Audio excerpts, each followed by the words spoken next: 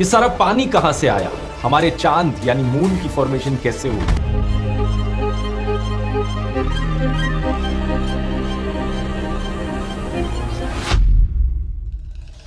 हमारा solar system exist नहीं करता था, इसकी जगह था तो सिर्फ अंधकार, गहरी, शांत और खाली स्पेस।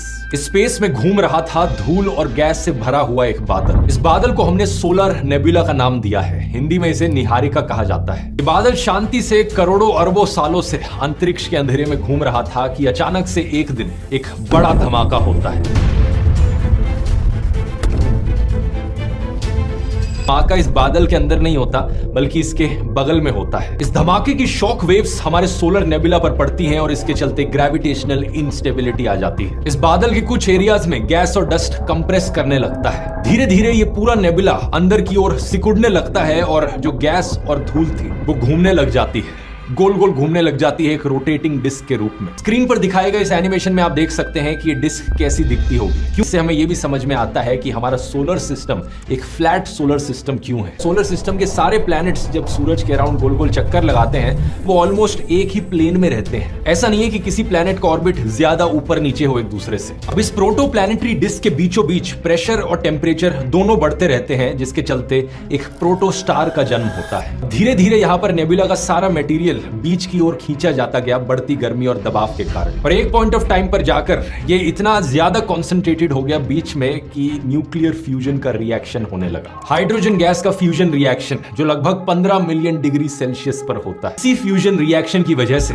हमारे सूरज का जन्म होता है। गर्मी और रोशनी हमें मिलती है धरती पर। एक्चुअल रिएक्शन डिटेल में थोड़ा कॉम्प्लेक्स। 4.6 बिलियन ईयर्स पहले हमारे सोलर नेबुला का ज्यादातर गैस और डस्ट सारा सूरज में जाकर इकट्ठा हो रहा था। यही कारण है कि आज के दिन भी हमारे पूरे सोलर सिस्टम का टोटल मास का लगभग 99.8% सिर्फ सूरज में मौजूद है। 8 प्लैनेट्स, सैकड़ों मून्स, हजारों कॉमेट्स और लाखों एस्ट्रॉइड्स। वो घूमती हुई प्रोटो प्लैनेटरी डिस्क थी, उसके अंदर छोटे छोटे धूल के पार्टिकल्स आपस में टकराने लगे और चिपकने लगे एक दूसरे से। में इससे छोटे छोटे गुच्छे बनने लगे। लाखों सालों बाद धीरे धीरे गुच्छे और बड़े होने लगे जब और धूल के पार्टिकल्स इनसे जाकर टकराए। धीरे धीरे इनमें से कुछ इतने बड़े बन गए कि उनका साइज 1000 मीटर से लेकर कुछ किलोमीटर तक पहुंच गया। इन चीजों को हम प्लैनेटेसिमल्स करके पुकारते हैं। And cohesion of matter under the influence of gravitation to form larger bodies में 1969 में पहली बार दुनिया के सामने रखा था। एक एफ्रोनॉफ के काम को पढ़ा जाने लगा और उनके आइडियाज को साइंटिफिक कम्युनिटी द्वारा अपनाया जाने लगा। एस्ट्रोनॉमर्स ने बाकी सोलर नेबुलाज में चीज होते हुए देखी है कि धूल के पार्टिकल्स काफी तेजी से इकट्ठे हो जाते हैं और सिर्फ चंद हजार सालों में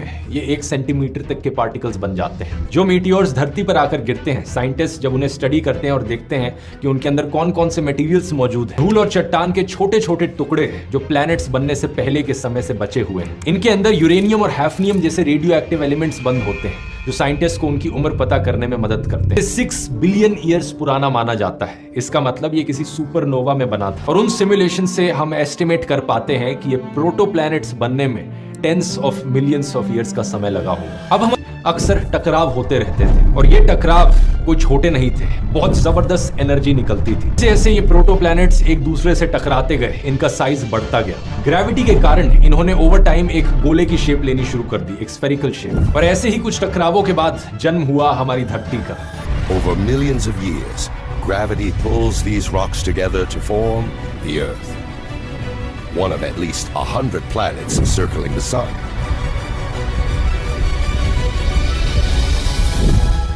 का असली में मतलब है एक बहुत बहुत इनडेफिनेटली लंबा समय। और हेडन जो नाम है ये अंडरवर्ल्ड के ग्रीक गॉड हेडिस से आया। कुछ ऑब्जेक्ट्स जो धरती से टकराए वो 100 किलोमीटर बड़े थे, कुछ 200 किलोमीटर बड़े थे। कमाल की बात देखो दोस्तों, यही नर्क जैसा समय कारण था जिसकी वजह से धरती पर पानी आया। जो धरती से टकराते थे उनमें काफी ज्यादा मात्रा मौजूद होती थी पानी की। अब आप पूछोगे लेकिन माइक्रोस्कोपिक क्रिस्टल्स के भीतर फंसे हुए मिनरल्स की एनालिसिस करी तो पता चला कि पृथ्वी पर भी लिक्विड वाटर मौजूद है। लेकिन ज्यादातर जो पानी की मात्रा बढ़ रही थी उसके पीछे एक बड़ा कारण था ये जो एस्ट्रॉइड्स और कॉमेट्स धरती से आकर टकरा रहे थे। इसके अलावा एक दूसरा प्रोसेस भी हो रहा था जब ये में चला जाता था और समय समय पर बरसने लगता था वापस धरती पर। इस Hayden of magma he magma था, लगभग एक समान रूप की लावा की लेयर बन गई थी धरती के अराउंड। इसे करना बिलियंस ऑफ साल पुरानी पुरानी मिनरल्स को और देखना कि उनका कॉम्पोजिशन और एलिमेंट्स उस समय में मौजूद थे, उन सब का डेटा कंप्यूटर में इनपुट करना और मॉडल के थ्रू रन करके देखना कि वो मॉडल कैसे बिहेव करता है। Mobile, finance, media, health care. Scalar एक ऑनलाइन टेक लर्निंग प्लेटफॉर्म है जो प्रोग्राम्स प्रोवाइड करता है सॉफ्टवेयर डेवलपमेंट, डेटा साइंस और मशीन लर्निंग में। टॉप टेक कंपनीज के इंडस्ट्री एक्सपर्ट्स यहाँ पर लर्नर्स को मेंटर करते हैं। स्केलर ने अब तक 15,000 लर्नर्स के करियर ट्रांसफॉर्मेशन में हेल्प की है और आप उन स्टूडेंट्स की सक्सेस स्टोरीज इस सेक्शन में देख सकते हो। और 100 से भी ज्यादा कैपस्टोन प्रोजेक्ट्स का एक्सेस मिलता है जो आपको इंडस्ट्री रेडी बनाने में हेल्प करेंगे। स्केलर ने Google, Meta, Flipkart, Amazon, Myntra जैसी 900 से ज्यादा कंपनीज के साथ प्लेसमेंट पार्टनरशिप की है, जिसके थ्रू वो अपने लर्नर्स को प्लेसमेंट असिस्ट प्रोवाइड करते हैं। इनका एक इजी EMI ऑप्शन भी है 2 साल के लिए 0% इंटरेस्ट के साथ। इनका इस्तेमाल करके आप एक फ्री लाइव मास्टर क्लास के लिए साइन अप कर सकते हैं, जिसमें मल्टीपल टॉपिक्स पे मास्टर क्लासेस ऑर्गेनाइज होती हैं और खुद ही से ही उसकी वैल्यू जज कर सकते हैं। धरती की क्रस्ट, मैंटल और कोर। अब हेडियन इयॉन के एंड तक आते आते अर्थ का जो क्रस्ट था वो ऑलरेडी बनना शुरू हो चुका था, लेकिन सही मायने काल में ही देखने को मिलता है। The Archaean ion. आर्कियन शब्द आता है ग्रीक वर्ड आर्के से, जिसका मतलब होता है बिगिनिंग। तो इस युग से बेसिक 4 बिलियन ईयर्स पहले से लेकर 2.5 बिलियन ईयर्स पहले तक चला। लावे के गोले की तरह थी।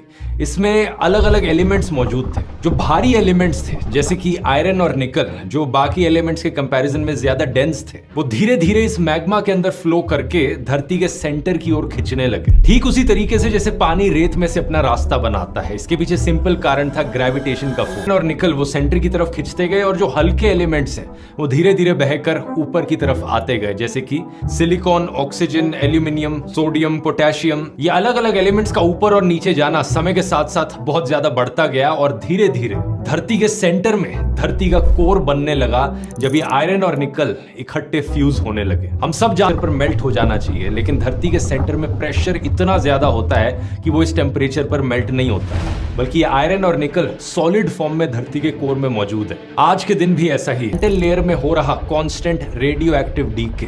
यूरेनियम, थोरियम और पोटेशियम जैसे एलिमेंट्स मेंटल की लेयर में मौजूद हैं, जिनका कॉन्स्टेंटली रेडियो एक्टिव डीके हो रहा है। मेंटल जो है ये सबसे मोटी लेयर है, 3000 किलोमीटर से ज्यादा मोटी है। आज के दिन ये लेयर सॉलिड है, लेकिन उस समय ये लेयर सॉलिड नहीं होती थी, यहाँ मैग्मा होता था। यहाँ हल्के एलिमेंट्स जब धीरे धीरे ऊपर आ रहे थे तो उनके ठंडे होने से इसके ऊपर की लेयर क्रस्ट की फॉर्मेशन होने लगी। ऑक्सीजन का एलिमेंट इस क्रस्ट में सबसे ज्यादा एबंडेंट एलिमेंट था। क्रस्ट का जो मास था 46% सिर्फ ऑक्सीजन से ही बनता था। Granite, basalt. क्रस्ट की गहरी लेयर्स में मार्बल या स्लेट। एक बड़ा क्लियर कट से आप धीरे धीरे मेंटल से ऊपर आते रहते हो क्रस्ट की ओर, क्योंकि ये मार्बल और स्लेट जैसे पत्थर जो होते हैं ये बहुत हाई प्रेशर और टेम्परेचर के प्रभाव से बनते हैं, इसलिए ये क्रस्ट की गहरी लेयर्स में ही पाए जाते हैं। और अगर इन पर और भी ज्यादा हीट और प्रेशर लगाया जाए तो ये फिर से मैग्मा में बदल जाते हैं। इसके अलावा ऊपरी लेयर्स में सेडिमेंट्री रॉक्स होती हैं, जैसे कि सैंडस्टोन। ये वो पत्थर जो वेदरी को भी यहाँ पर एक सेडिमेंट्री रॉक कंसिडर किया जाता है। एक ऐसी सेडिमेंट्री रॉक का उदाहरण है जिस पर दोनों केमिकल और फिजिकल रिएक्शंस देखने को मिले। डिफरेंशिएशन सिर्फ क्रस्ट, मेंटल और कोर की है,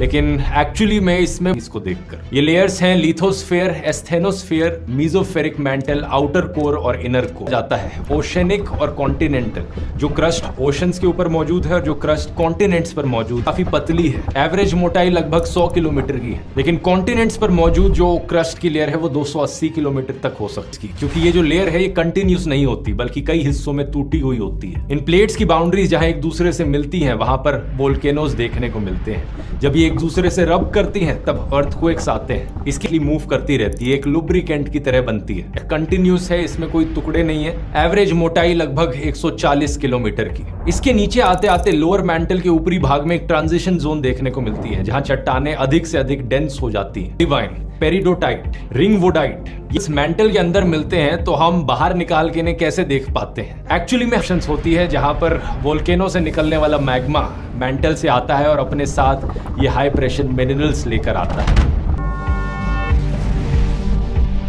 अब इससे अंदर कोर की लेयर पर आए तो वहां जो आउटर कोर की लेयर है वहां गर्मी के कारण आयरन चर्न करते रहता है, जिसकी वजह से इलेक्ट्रिकल करंट्स पैदा होते हैं। इलेक्ट्रिक करंट से अपनी एक मैग्नेटिक फील्ड बनती है। ये मैग्नेटिक फील्ड एक फील्ड की वजह से सूरज से आने वाले बहुत ही हानिकारक चार्ज्ड पार्टिकल्स हम पर नहीं गिर पाते। सोलार विंड से हमें प्रोटेक्शन मिलती है। बड़ा डिफरेंस यही है कि आउटर कोर जो है वो लिक्विड है और इनर कोर सॉलिड है, लेकिन यहाँ वो धीरे धीरे सॉलिड में कन्वर्ट हो रहा है और इनर कोर की लेयर इसी कारण से हर साल लगभग 1 मिलीमीटर बढ़ती रहती है।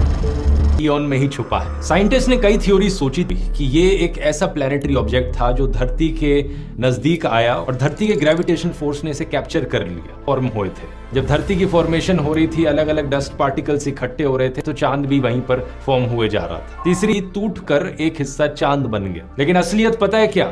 इनमें से कोई भी जैसे चांद की फॉर्मेशन हुई थी। इसे कहा जाता है जाइंट इंपैक्ट हाइपोथेसिस।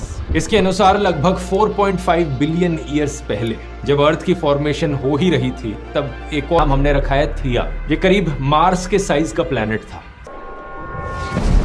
इस वक्त धरती सिर्फ एक लावा की गेंद थी, ये वाला प्लैनेट भी वही था, दूसरे में अब्सॉर्ब हो जाता है। इसी बीच एक बड़ा टुकड़ा टूटकर बाहर निकल जाता है जो चांद बनता है। अर्थ का जो टोटल मास है उसका करीब 1/3 का है, लेकिन मून के केस में ये सिर्फ 1.6 to 1.8% ही है। तो है वो इस टकराव के मलबे से निकला है। यहाँ भी आप सोचोगे लेकिन ये सब हम भेजे थे मून पर, तो वो अपने साथ बहुत सारी चांद की मिट्टी लेकर आए। चांद के मैंट वाली बेसोल्टिक रॉक से काफी सिमिलर थे। चांद पर पाए जाने वाले पत्थरों में जो ऑक्सीजन आइसोटोप्स और बाकी एलिमेंट्स थे वो पृथ्वी की चट्टानों में मिल रहे ऑक्सीजन और बाकी एलिमेंट्स से भी बहुत मिलते जुलते थे। अचानक से एक दिन टूट गई और चांद निकल गया। धरती का हिस्सा तभी टूटा जब एक और प्लैनेट इससे आकर बहुत ही भयानक तरीके से टकराया। स्क्रीन पर आप देख सकते हैं इसी चीज का नासा के सुपर कंप्यूटर द्वारा बनाया गया एक सिमुलेशन। इसी टकराव की वजह से धरती के एक्सिस पर एक बहुत बड़ा गहरा प्रभाव पड़ा। हमें 23.5 डिग्रीज का रोटेशनल टिल्ट देखने को मिला इसकी वजह से। बिना इस रोटेशनल टिल्ट के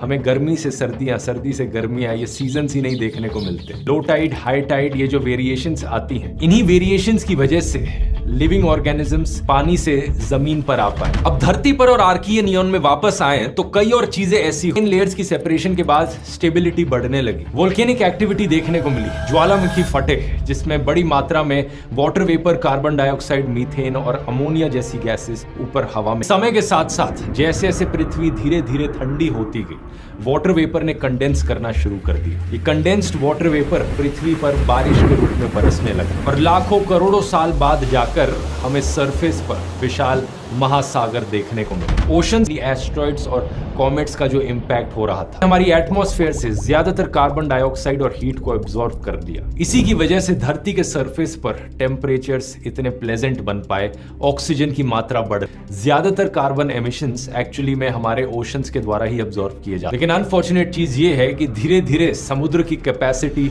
फुल होती जा रही है। धरती का सूरज से एक सही डिस्टेंस पर होना, ना ज्यादा दूर ना ज्यादा पास। धरती का साइज सही प्रपोर्शन का होना, ना ज्यादा बड़ा ना ज्यादा छोटा, ताकि ग्रेविटेशनल पुल सही हो, सही तरीके के एलिमेंट्स को एटमॉस्फेयर में रखने के लिए। धरती के कोर में एग्जैक्टली सही अमाउंट की मैग्नेटिक फील्ड होना, एक ऐसी मैग्नेटिक फील्ड जो हमें सूरज की खतरनाक गामा रेज और एक्स रेज से बचा कर रखे। चौथा, सही मात्रा में वोल्केनिक इरप्शंस होना, जिससे कि एक सही अमाउंट का ग्रीन हाउस इफेक्ट देखने को वीनस प्लैनेट पर होती है। लेकिन अगर ग्रीन हाउस इफेक्ट, ठंड होना, एक स्ट्रॉन्ग एटमॉस्फेयर ना मेंटेन कर पाना और सफिशिएंट अमाउंट में लिक्विड वाटर ना होना।